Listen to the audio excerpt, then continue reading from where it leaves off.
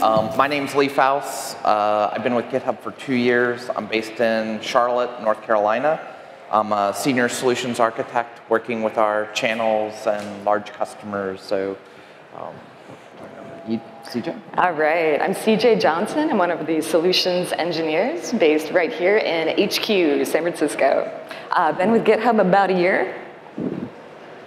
What would he say, pet names? My pets are Pancakes and Larry, pair of cats. What do you got? All right. All right, well, without further ado. Now, Lee, I don't know about you, but I choose GitHub because it makes me both younger and better looking. That's actually the worst joke in this presentation, so thank you for the few of you that laughed. In all seriousness, though, GitHub, uh-oh, we lost our slides. Back? Okay.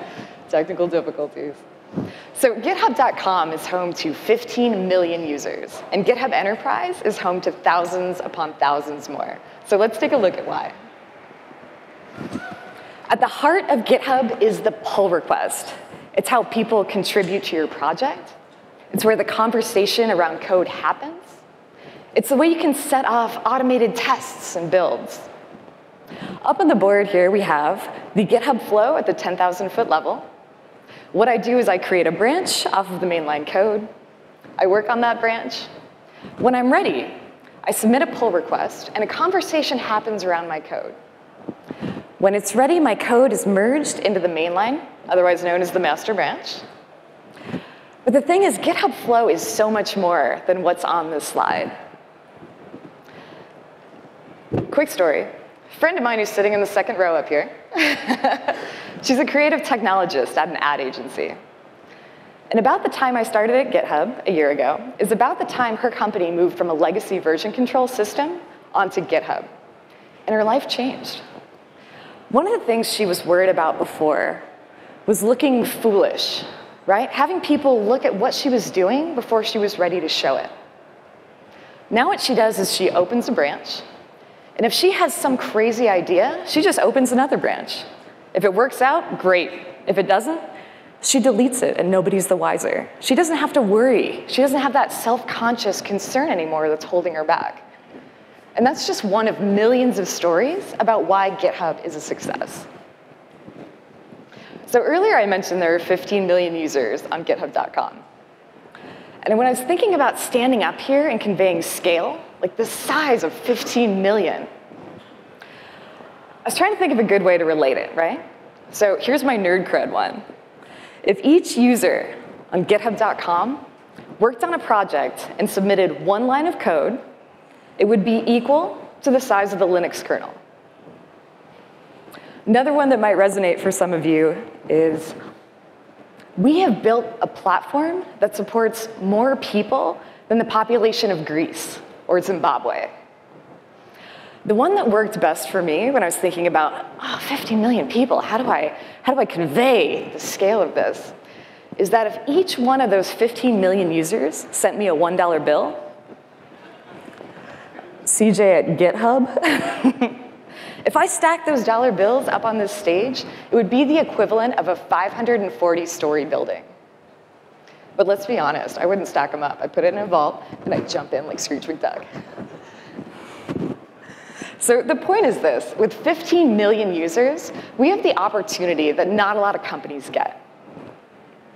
GitHub Enterprise is the same code base as GitHub.com, but packaged to run behind your firewall, on premises, or in the cloud. And with the lessons we've learned supporting millions and millions of users, it's on your own platform.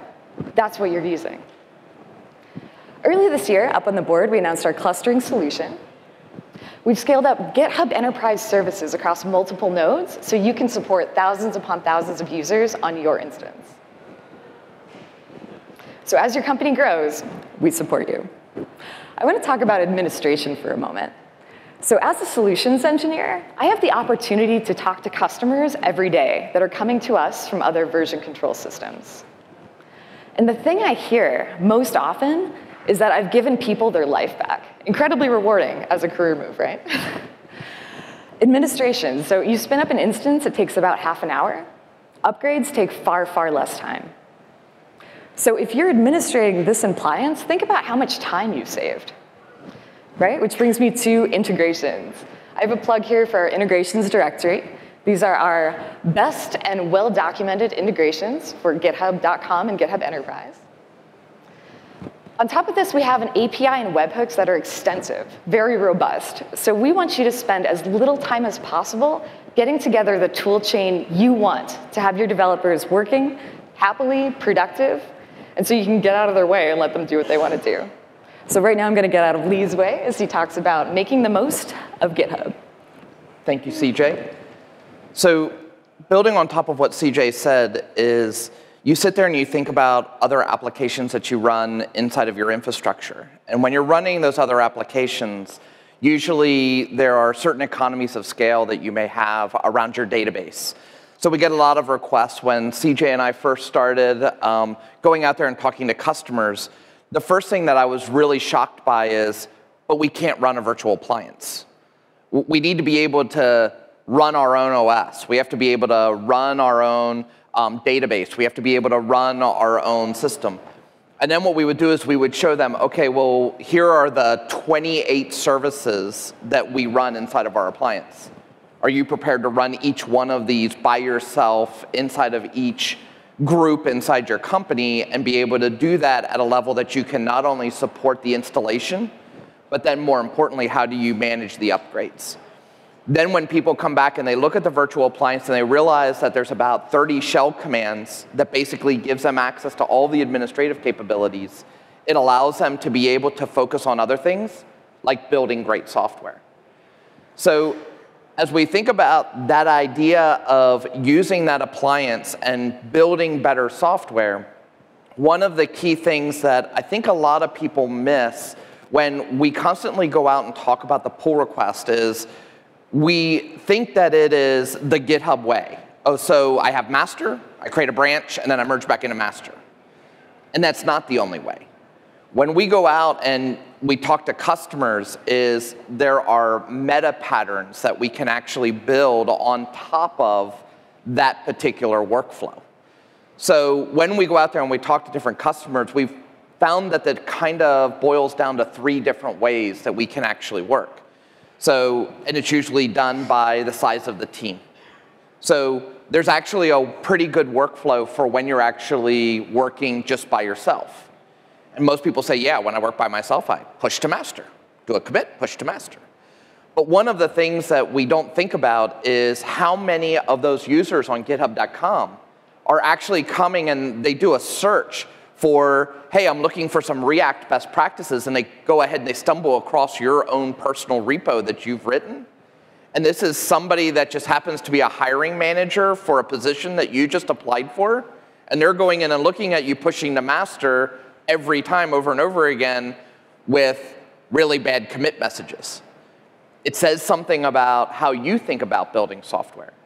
One of the things that I actually learned from one of our internal engineers that just really blew my mind was, hey, what if as an individual developer, I could create my feature branch, and then off of my feature branch, I'll hook that up to Heroku, I'll hook it up to Bluemix, I'll hook it up to AWS Code Deploy, and what I'll do is on every commit, what I'll do is I'll just go ahead and have it go ahead and deploy my little mini application as I'm learning, and I can go ahead and see what's going on. Then when I actually have something that's working, then I can merge back into master. But wait, I've got all these really small commits. I'm making all these really small little changes. Well, now inside of GitHub.com and inside GitHub Enterprise, you can actually squash all of the commits. So you can actually go through and do a whole bunch of really small changes, continuously deploy all of the time, and then once you're ready to go ahead and actually show that, and a lot of people say, yeah, that works great for me as an individual on GitHub.com. What does that mean for me inside of an enterprise? Well, how many times have those of us as a developer been asked by a manager or by an executive and say, hey, can you build me just a really simple proof of concept? Well, do I want to do that in an organization? Do I want somebody else to, who else am I collaborating with? All those things go into actually measuring the value that we have. So when we actually look at GitHub Enterprise, so there's different ways of actually having different users. So right here, I'm in Chrome. Actually, here I'm in Firefox. So the way we'll be able to distinguish the difference is this is my alter ego in the top right-hand corner. This is Chewbacca. And then what we have is we've got another browser window. And this is my Chrome, and here is my alter ego up in the top right-hand corner, which is Luke. Now, we talk about this meta pattern around being able to use the GitHub flow. So what I want to do is I kind of want to walk you through what this might look like. We talked about the individual user. What would this look like to a small to medium size team? And when we say that, we usually mean somewhere in between 10 to 25 people inside of a team. And let's say we're doing lean or agile development. So when we actually go down that path, one of the things that a lot of people get stuck in is, I've got my project management tool over here, and I've got GitHub over here. And when we actually go ahead and do that, we actually have 2 measurement points. And I don't know about you, but I'm a horrible developer. I will admit that on stage. I'm a bad developer. I was the person at the end of the sprint that the project manager came over to at lunch, letting me know that I haven't updated my tickets for 2 weeks. That was me. So when we would actually look at our burn down charts for me were always no work, no work, no work, no work. Friday afternoon, I did 300 hours of work. And I did all of that in a 15-minute span of time. So when we actually have multiple systems that we have to be able to go back and look at to be able to measure ourselves, the more systems that we add in, the more complex that it gets. Or does it? So when we actually look at GitHub, what I'm going to do is I'm going to go in here, and my favorite topic to talk about is creating sprints. Well, what I'm going to do is I'm just going to add a branch called Sprint 10. So most of us, when we're doing sprints, we do a sprint kickoff. So when you're doing the sprint kickoff, you can think of this as a milestone. Well, now that I've got master and I've got my sprint 10, now off of sprint 10, I can actually start doing all of my feature work. So now what I could do is I've got sprint 10 selected here. So if I create another branch inside of GitHub Enterprise and inside GitHub.com, it will actually go ahead and mark this to basically be sprint 10 being my tracking. So what I'm going to do is I'm going to create, let's see here, I'm in Luke. So I'm going to say Luke, and I'm going to say add some text. Now this is something else that we've actually just started doing with some of our engineers when we talk about best practices internally, is this is something that a lot of people don't normally do. As your teams get bigger, you can see that what I've done is I've actually taken my GitHub ID, I've made it the name, and then I've done a /, and then I've added another set of text. That whole text just gives me a different reference. But anybody else who comes in and they click on that drop-down, they can start typing in, they just start typing in, oh, Luke. And what would happen is they would see all of the branches associated with Luke. I could show you some of our repositories that we have internally. And one of the things that a lot of companies don't do a great job of is cleaning up branches that are no longer in use.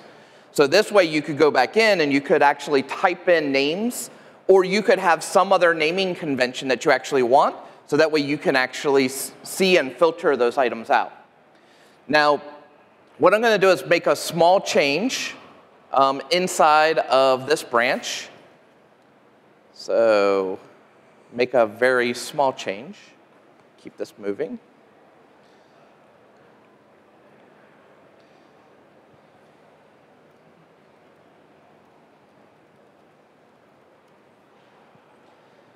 And as CJ had mentioned, is we have this notion of creating our pull requests. So down at the bottom, I'm going to go ahead and say I'm going to add it to my branch.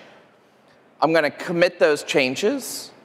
And when I go ahead and I go back in, it's going to tell me, hey, let me go ahead and let me compare this pull request. Now, this is where you've got to know a little bit about how GitHub works. So if I go ahead and I want to create my pull request off of here, it's actually going to, by default, always think that I'm comparing back up to master. But that's a drop-down box.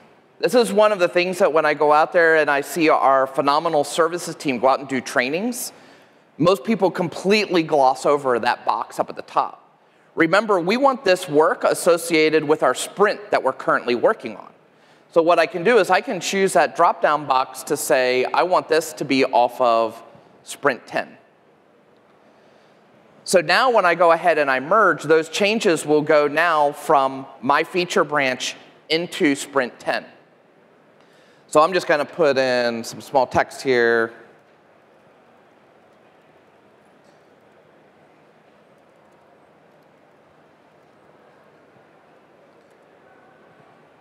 And what I'm going to do is I'm going to create the pull request. Now, this is a workflow that most people are very familiar with. If I go ahead and I click the merge button right now, what it's going to do is going to merge this into my sprint 10. And then I can go ahead and I can merge sprint 10 through a pull request back into my master. Well, why would that potentially be important? Well, about 6 months ago, we added a new feature into GitHub that allows us to be able to, let me go into Chrome.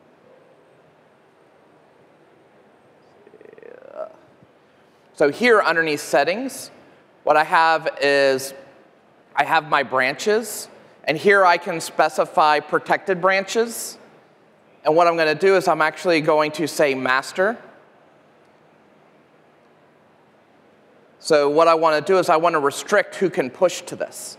For a lot of companies, they actually have a need that the person who approves anything is at some sort of audit or compliance level. So now what I can do is through this pull request process, if I go ahead and say the only person here that can actually do this is Chewbacca,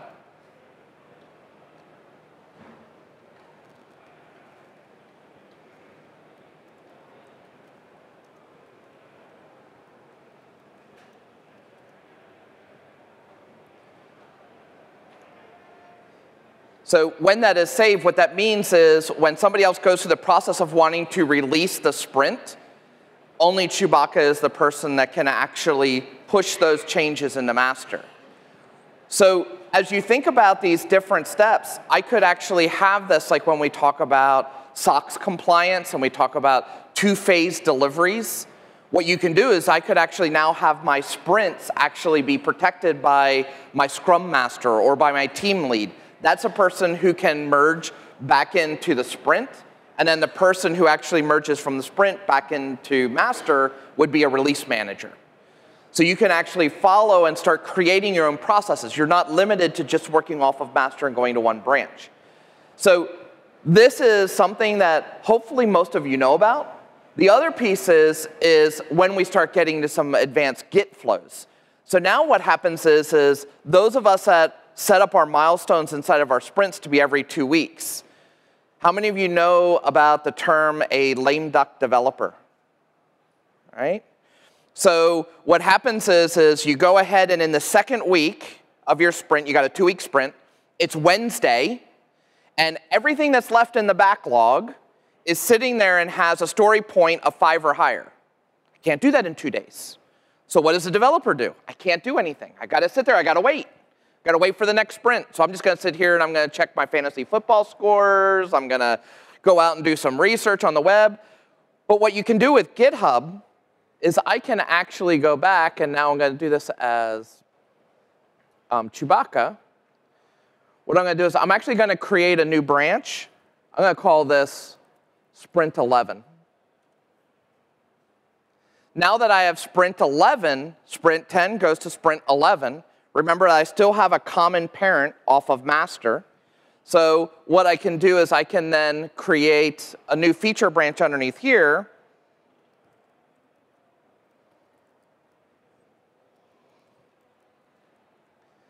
Now, this feature branch exists, and there can be changes. If I go back in and I actually look at the file that I changed before, what we'll notice is the changes aren't in here. So what I do is make a really small change in here.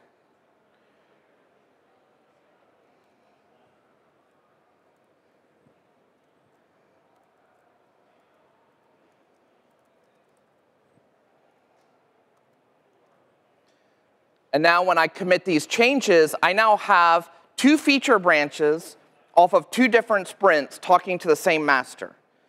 So now you'd think, oh my gosh, so now I got to go into my command line, I've got to go back, I've got to do a merge up, I've got to go ahead, then I've got to go back, I got to do a rebase, I got to, all of that magic, I've got to remember what all of those commands are. what a lot of people don't know is you can actually do all of that from inside of GitHub. So what I'm going to do is go back to Luke's changes.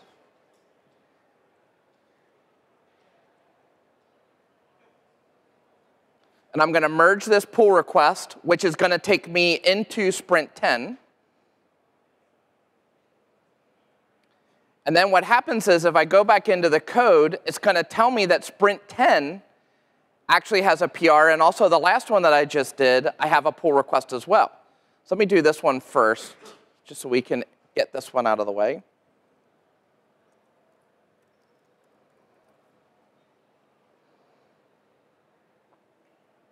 And then what I'm going to do is go back and merge the other one.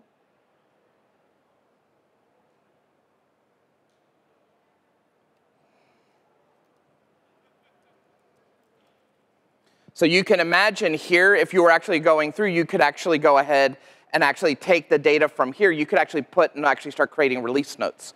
You could actually put something in here at the end of the sprint. What are the things that you actually accomplished?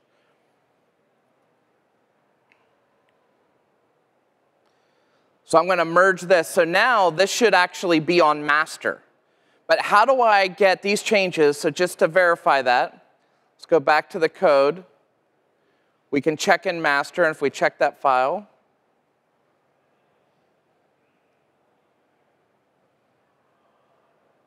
okay, there was some text in here.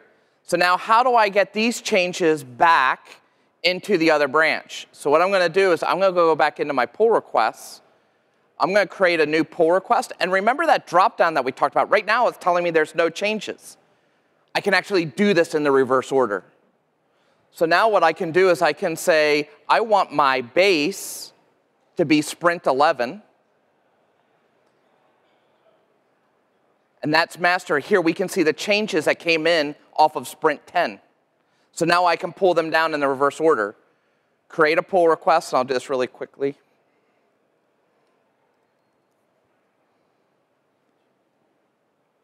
You guys would, this is like bad commit messages. You guys would want to go through and actually fill these out.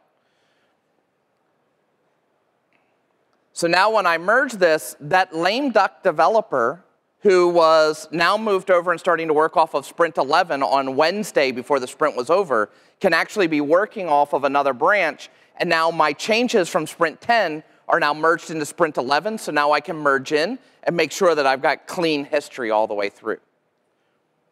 So other things that we can look at around this is you see that all we did was just code and how much time we had to be able to do that. One of the things that we see a lot of our customers do is they don't really dig into actually solving a lot of their workflow problems. Our professional services team actually has a package that will come out and talk to you guys and understand what your workflows look like and how you can actually get more value out of GitHub by being able to customize some of these workflows and create some custom trainings for your teams to be able to take advantage of some of this. So with that, I'll turn it back over to CJ.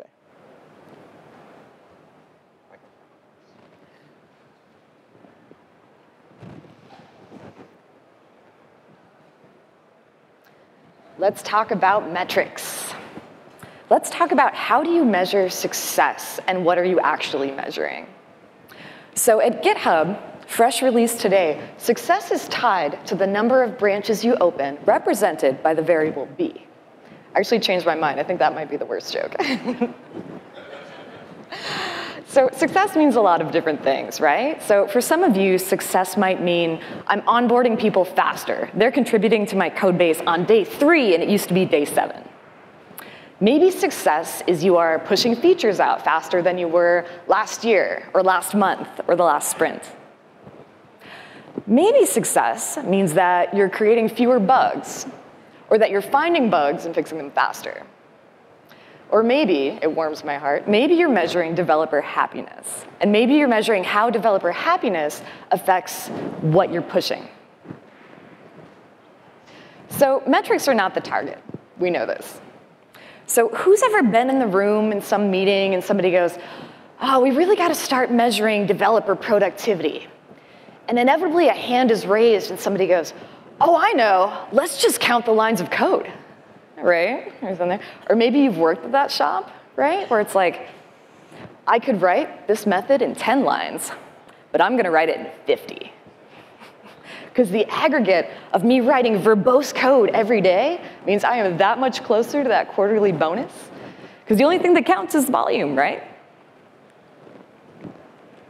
So without goals, without the purpose, it doesn't have meaning, right?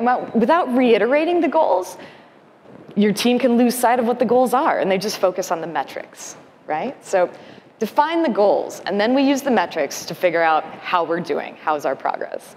So in GitHub Enterprise, we ship with charts and graphs about things like commits, code frequency, contributors. Also, on the appliance itself, we have an audit log, which tracks all user activities, including pulls, pushes, forks, clones, as well as repository and system information. But in addition to this, perhaps most powerfully, we have an API and webhooks, which allow you to check out all sorts of things, right? So maybe you're checking out how many pull requests were open in the last sprint. And of those pull requests, how many were merged versus closed? Maybe you're tracking the number of branches in a sprint, or the number of issues, or maybe the times the label bug appeared on those issues that was open during that sprint. Maybe, I like this one a lot, maybe you're tracking the number of comments on a pull request to determine how collaborative your team is when they're shipping code, and whether or not that affects your bottom line. So something I encourage everyone to do is to track and publicize, now internally, but publicize your numbers. Share your metrics with your team. You can do this on GitHub wikis, GitHub pages. The same way that you can inter-source code to let it be available across your company, let people check it out and contribute. You can do the same things with metrics. Let your team see the trend lines. By intersourcing your numbers, you're letting your team help ask if we're measuring the right things in the right way. We've all known the horror stories, right? I'm over here making 50-line methods. It's a disaster. It's really easy to get into this pattern where you're reinforcing terrible behavior amongst your developers. So think about it. If the only thing you're measuring is speed or volume, who's going to be motivated to step up? Right? Who's going to step up and take on that terrible legacy code rewrite? Or who's going to solve that really complex problem if it means their score is going to be lower at the end of the day? So talk to your team about the goals. Let them help you measure progress. And so speaking of talking to your team, I'm going to pass it back to Lee, who's going to talk about ChatOps. So the only reason that we bring up ChatOps at this particular point in time is because, as CJ said, in our large enterprise customers, developers are usually the largest group of people, but they're not the only people.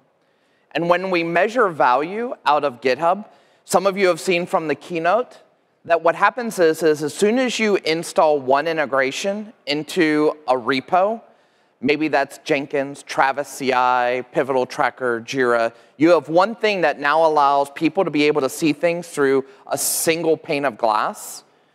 That means one less tool that they have to jump to. It makes GitHub more valuable to those folks inside of that particular group. As you start to add more and more integrations on top of that first one, you start to get what we call developer stickiness. One of the things that we see is the old trend inside of SVN is I would go ahead and commit one time at the end of a day, because that meant a round trip action back to the server. And I didn't necessarily want to share all of my code. I wanted to test a whole bunch of things locally, and I wanted to make sure that what I committed was golden. I didn't want it to break anything else, where Git is the exact opposite of that. So we need to break the trends of trying to do one push per day. So you go in, you see one push, and what happens is there's 36 commits in there. All of a sudden, you go and look at a pull request. Somebody needs to do a code review, and there's now all of a sudden 6,000 lines of code that you need to review. So as we add more and more integrations, it's about being able to find the places that we can aggregate this data. One of the things that CJ said that was really important is an individual metric doesn't necessarily mean it's good or bad. It's not binary. It's about inside of your organization how you correlate the metrics, and it's not just GitHub. It's how do I correlate all of the other systems that we're integrating with. So if you're integrating with a CD pipeline, and you're trying to figure out, just by being able to say that we deployed 5 times in a week, well, great. What did you do with those 5 deployments in that week? Did anybody go out there and did you automate your Selenium tests and be able to do a full regression of the website? Did you do pixel perfect evaluations to make sure that nothing shifted on the page? Did you also test the mobile aspects of that particular website when you deployed? What are the things that you did with that deployment? And how does that keep building time and time again beyond just the initial push or beyond the initial deployment? When we see people elevating, when we talk about DevOps, we sit there, we talk about the culture of transparency. That culture that we create through a DevOps environment is allowing us to be able to not just automate the development workflow, but I'm automating my QA workflow. I'm automating my operations workflow. And then I get to a particular point that I can actually measure it. That is what every VP of engineering, every CTO, every CIO, every VP of operations that we ever go in and talk to is, if I'm going to spend money on this, it's taking money away from that. You need to show me why it's better. So that's why some of these things, when we go back in and look, as CJ was talking about looking at the labels. So one of the things that I actually had talked to some folks in Bangalore, they were talking about all of this data that they get out of GitHub. And could I give them an example of what that might look like? So the easiest one that I showed them was being able to use Hughbot as a listener. And so here inside of my chat, you saw all of the work that was going on. Well, I'm a project manager. As a project manager, I'm not going to be sitting inside GitHub just sitting there waiting. Is there a commit? Commit? Can I wait for commit? The same thing for a release engineer. I don't want to be sitting there. I don't want to be waiting for something to be able to say that I'm ready to be able to be merged. When you actually have this plugged in, whether it be HipChat or Slack or Rocket Chat, no matter what those chat clients look like, I'm giving you an example here, but you can also customize these through scripts to also do @mentions. So we could actually @mention somebody inside of the chat, so that way when they're sitting in their room that they're normally sitting in to talk to their colleagues, what happens is in another room, they automatically get a notification that all of a sudden starts bouncing, it starts flashing in the corner to let them know that something has taken place.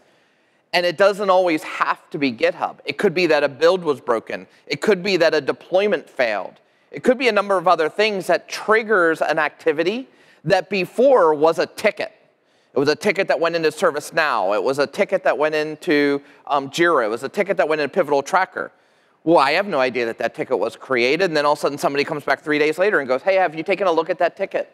Well, no, I was doing commits. I was in my tool. You created that in your tool. So being able to create a single location where you can actually have an honest conversation about what's going on inside your organization. So the example that I gave to the people, this is an inbound request, but things that you can do with the API is when we were talking about all of the different ways of collecting data inside of GitHub, is if I go in and look at the issues, we have this notion of labels. How many of you are actively using labels today? Here's the tougher question. How many of you have an ontology and a taxonomy for all of your labels? Ah, awesome. Those people actually can use that data to be able to go back in and actually query against it, to be able to go back, as CJ was saying, how good are we doing? How are we collaborating? What is my developer happiness? How many issues are we closing? Did we close an issue that was labeled properly? Those are the kinds of things that we're actually looking for. So one of my favorite examples is we become a global development society. How many people here have tried to schedule a stand-up with teams all around the world? Somebody's getting up early. So when you have to go ahead and do that, a lot of people have moved to asynchronous communication for their stand-ups.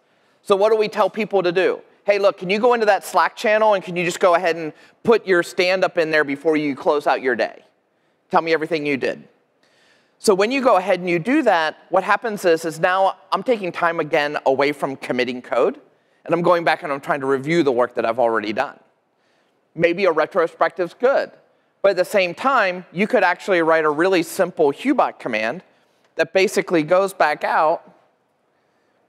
Let me again, live demos, you never know.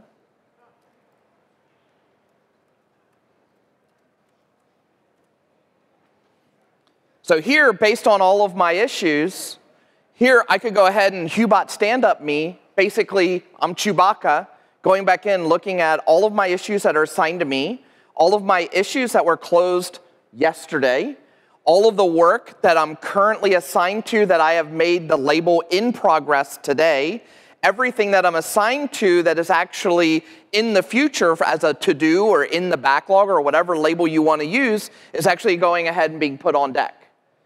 Guess what, as a developer, if I could come in every morning and I did that, that's actually more important than me actually doing the stand-up. Because most likely somebody else has already organized some work for me. And if I'm talking about global development, what happens is those types of things, some things happen within the 12 hours between when I went to bed and I got up in the morning that somebody else has already done a whole bunch of other work. Somebody else could have come in where I had issues that are on deck. Somebody else may not have had something on deck, and they automatically went ahead and did one of my tasks. Well, great, I can go ahead and I can take on another task. So when we talk about the measuring of the value, we like to talk about the GitHub platform, not just talking about Git and talking about the workflows that exist in Git. So when you sit there and you think about, I'm hoping that some of this strikes up some interesting conversations inside your own companies about different ways of using the data that exists inside of GitHub, pulling that data back and being able to measure some of those.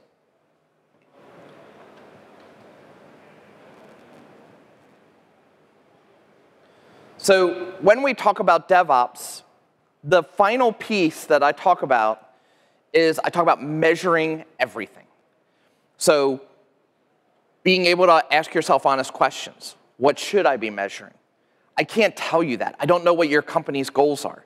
Is your company's goals to be able to move faster? Is it developer happiness? Is it going ahead and finally defining a compliance strategy that you've been saying you were going to do for the last 10 years?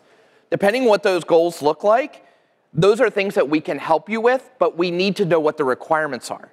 There is not just a blanket statement about what you should measure. The other thing is what correlation should I make? What other tools are important for me to be able to measure?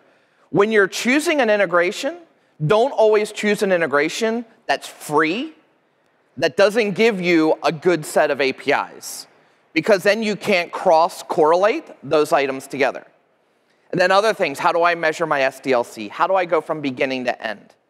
So as we go ahead and we finish up, I just want everybody to think about what some of these things might be inside your organization. And I'd like to thank CJ for the awesome job. And from there, we'll open it up to any questions. We've got about 1.5 minutes. So if anybody's got a quick question. We've bored them, Oh, you CJ. guys are easy. We've bored them. They're all asleep. The fabulous Faus, everybody.